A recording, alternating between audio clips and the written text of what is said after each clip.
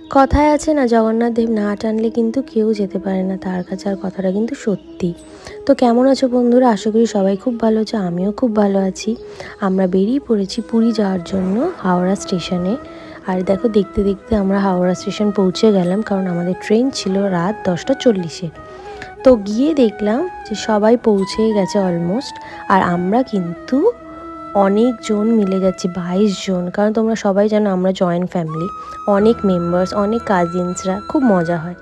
তো দেখো, দেখতে দেখতে সকালও হয়ে গেল, আর কখন জানি পৌঁছেও গেলাম পুরী।